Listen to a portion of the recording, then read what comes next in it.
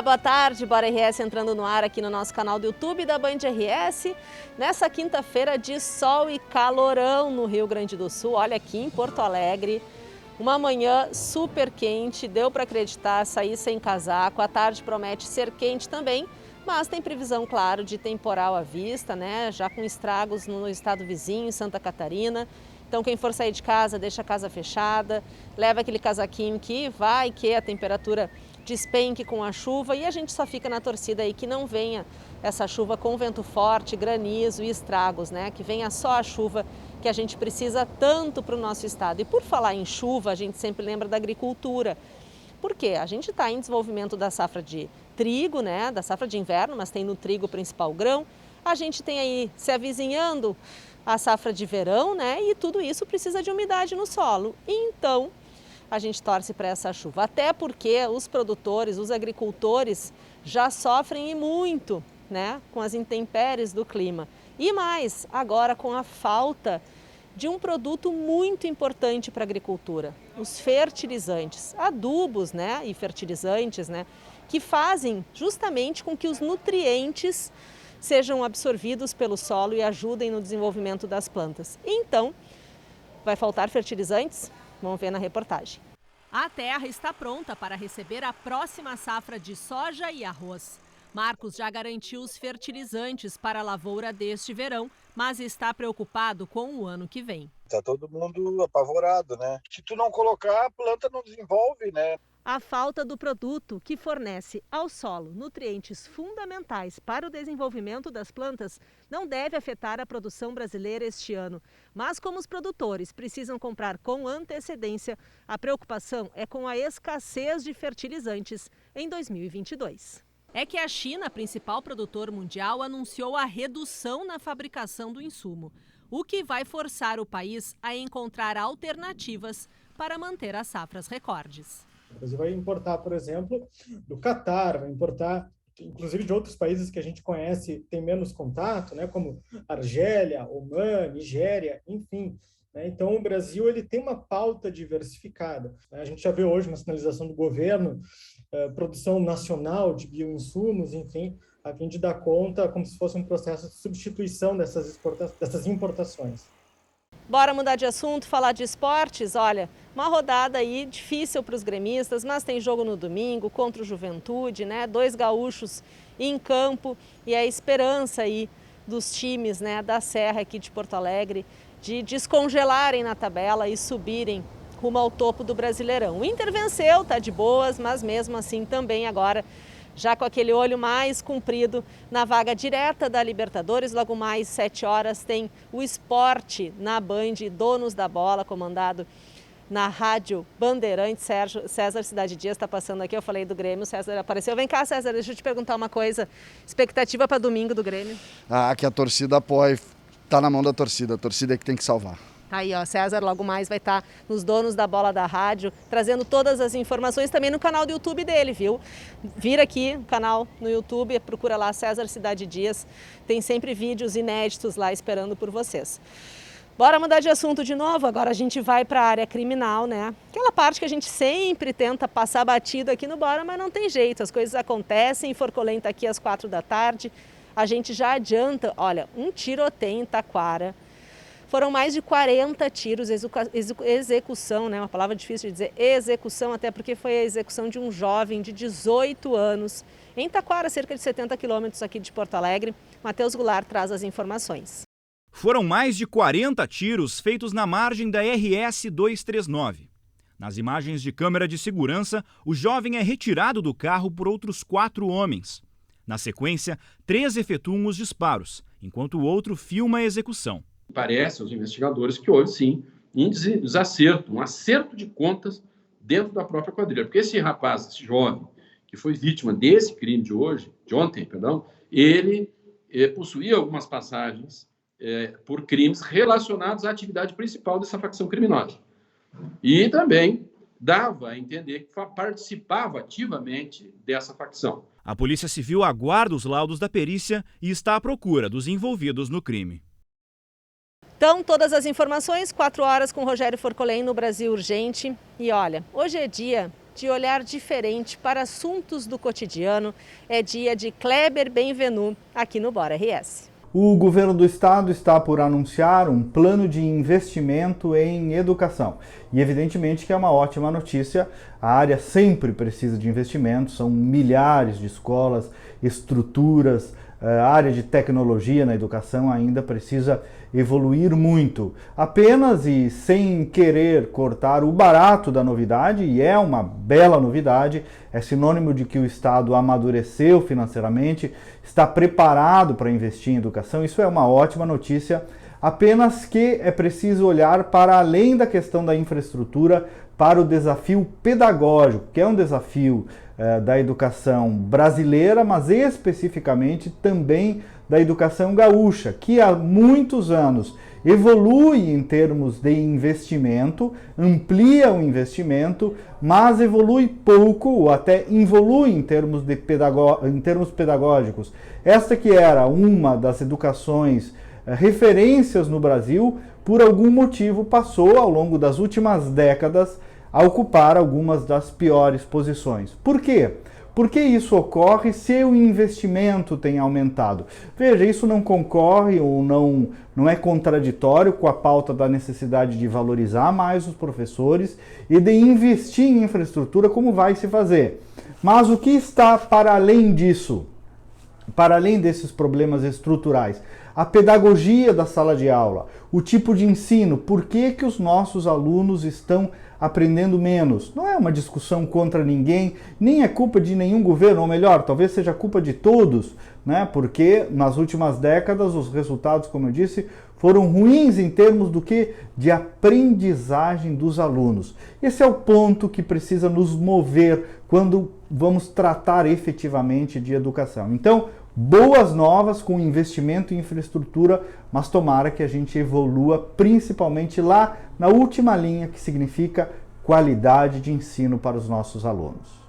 Kleber, que também tem canal no YouTube, procura aqui Kleber Benvenu, sempre conteúdos exclusivos, tem programa na Rádio do Bandeirantes e também no Band Cidade, tem uma coluna todas as semanas trazendo esse outro olhar sobre assuntos do nosso dia a dia.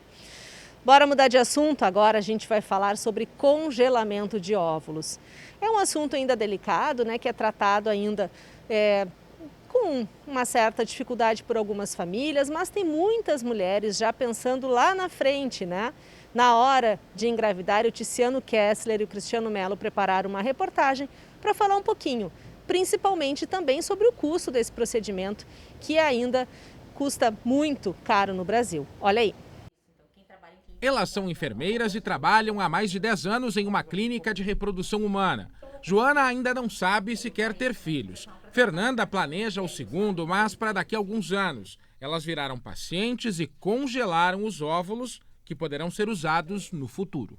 Se eu decida ter, né, eu tenha os meus óvulos congelados e posteriormente possa ter filhos. A experiência das duas profissionais de saúde com o tratamento de aproximadamente 2 semanas virou uma websérie. Eu estava um pouquinho ansiosa. Para ajudar outras mulheres que pensam em deixar a gravidez para mais tarde. Para essas outras tantas pessoas que tem por aí, jovens, mulheres, empreendedoras, estudantes, possa ser um serviço.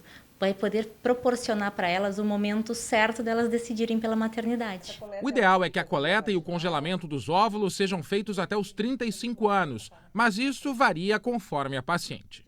O que a gente não consegue contornar é a questão do óvulo, a perda tanto do número quanto da qualidade. O resto a gente consegue, em geral, se sobrepor, mesmo em relação à idade. Apenas nesta clínica já foram congelados óvulos de mais de 3.000 mulheres. Normalmente, eles ficam guardados por pelo menos 5 anos. E em 2020, a procura aqui, por este tipo de tratamento, aumentou cerca de 50%. Adiar a maternidade foi a alternativa de muitas mulheres por causa da pandemia. Decisão que Fátima tomou há 11 anos, quando congelou os óvulos. Aos 47 anos, está grávida de 8 meses. É uma opção bárbara que te dá uma liberdade para poder viver um pouco mais a vida com tranquilidade, sem deixar o sonho da maternidade de lado.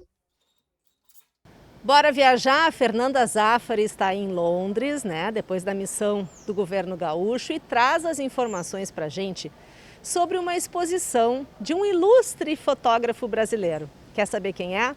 Acompanha na reportagem exclusiva da Fernanda Zaffari aqui no Bora RS. Está sendo aberta em Londres uma das exposições que é destaque da agenda cultural do ano.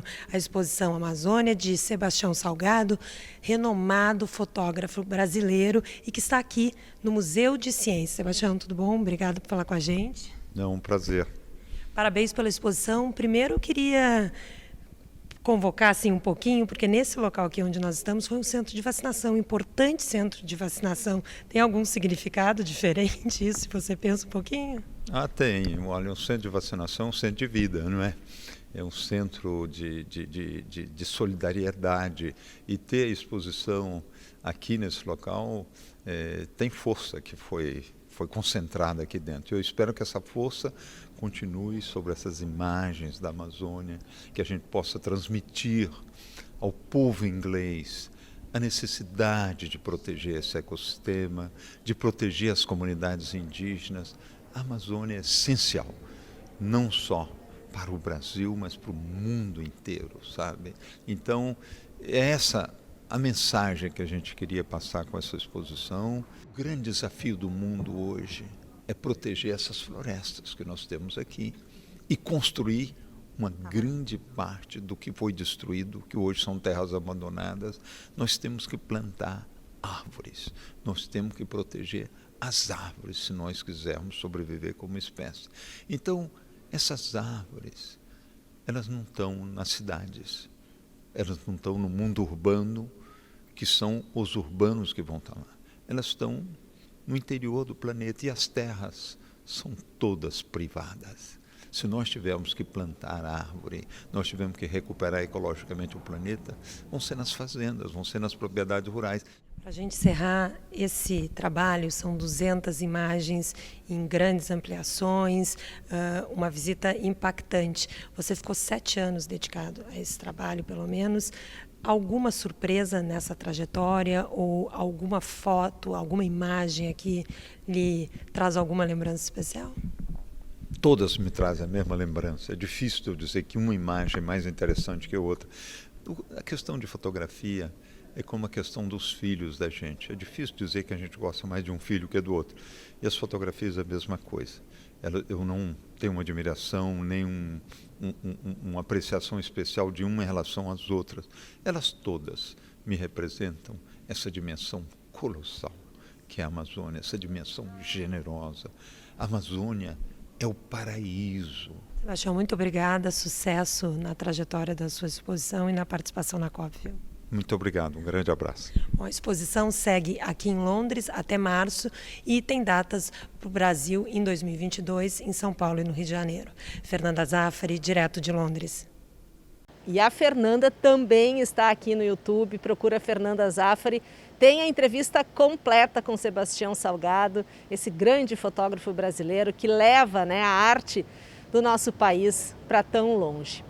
Bora mudar de assunto, falar de vacinação, tem vacina. Cláudio Pato está aqui, acabou de voltar com a Brenda Aurélio da Multivacinação. Brendinha conta pra gente o que espera os pais de adolescentes e crianças para esse sábado, dia D da Multivacinação. Exatamente, Cissa. Mês de outubro, mês das crianças, e junto vem a campanha nacional de imunização.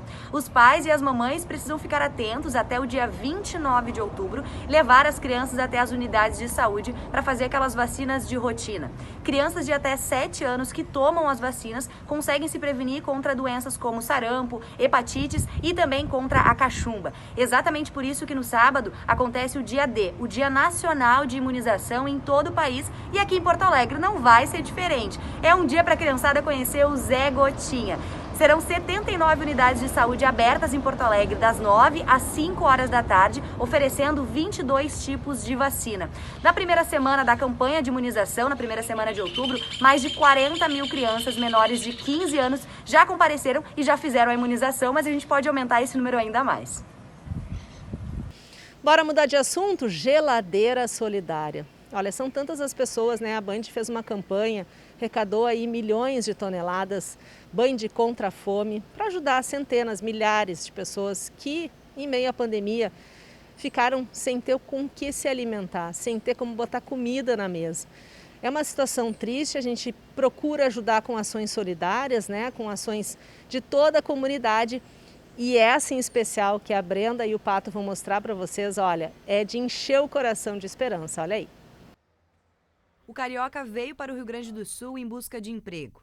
Vivendo nas ruas e ainda desempregado, Gilberto não tinha dinheiro nem para comprar comida, até que descobriu a geladeira solidária. Quando eu estou por aqui eu passo sempre. Ajuda porque desempregado, né? Ser um documento no bolso. A geladeira fica entre as ruas Irmão José Otão e Barros Cassal, no bairro Bonfim. A servidora pública Ana Paula mora em outro bairro, mas sempre que pode, passa pela geladeira para fazer uma doação. Eu achei incrível essa iniciativa. Acho que muitas pessoas têm essa vontade assim, puxa, tem uma comida que está excelente, às vezes por uma correria, enfim, por algum motivo a gente não consegue consumir tudo e aquilo acaba estragando e a gente pensa, puxa, poderia ter ajudado outras pessoas, né? E a comida da Ana garantiu o almoço do Marco. Acabei perdendo emprego, perdendo as coisas e vim para a rua. A família não me quer, né? Tenho um irmão, tenho uma irmã, mas não me procura nem eu procuro eles também, né? Por isso que eu estou na rua. Logo que chegou, a geladeira estava vazia, mas a solidariedade entre os amigos garantiu ao Marco uma quentinha. Claro, estou na rua, sou morador de rua faz 5 anos.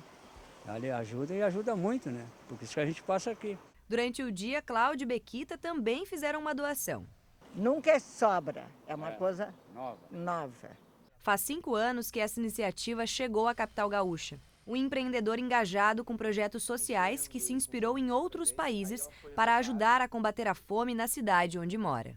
Numa conversa dentro da empresa, entre amigos e amigas, foi levantada uma referência de uma geladeira que ajudava a alimentar pessoas em situação vulnerável, que a gente tinha visto era um país do exterior, se eu não me engano, era um país do Oriente Médio.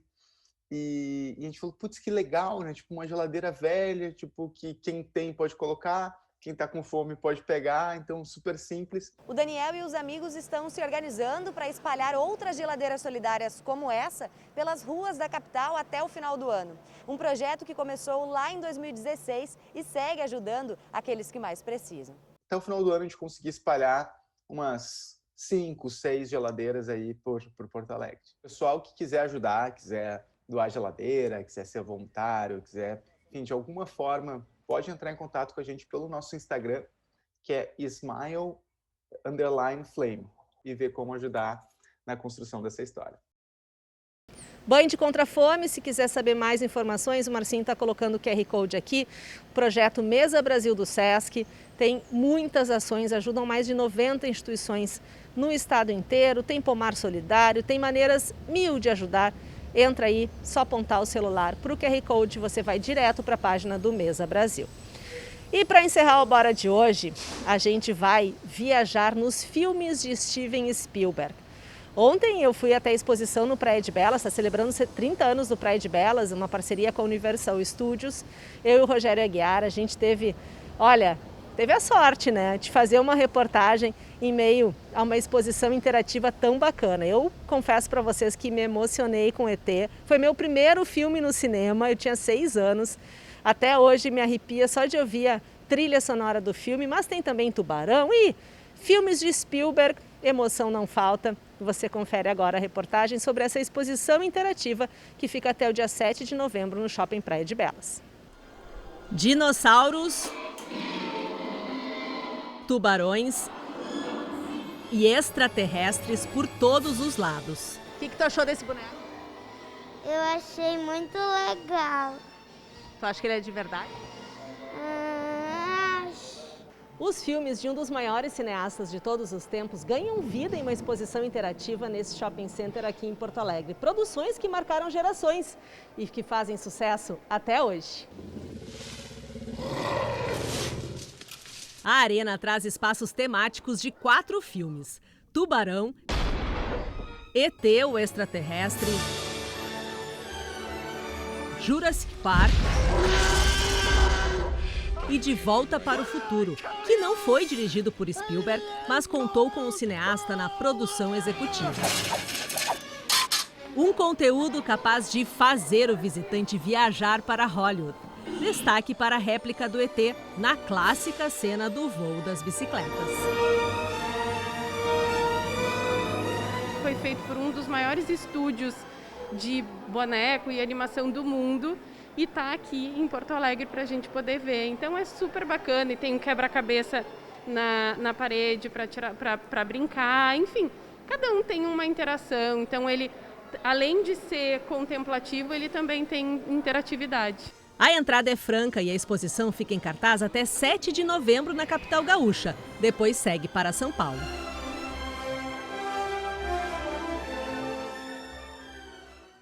Então, com a trilha do ET, a minha favorita, a gente encerra essa edição do Bora RS, desejando a todos uma ótima tarde de quinta-feira e uma sexta que vem iluminada, com chuva, mas sem temporal. Fica a nossa torcida. Bora ficar juntos. Te espero amanhã.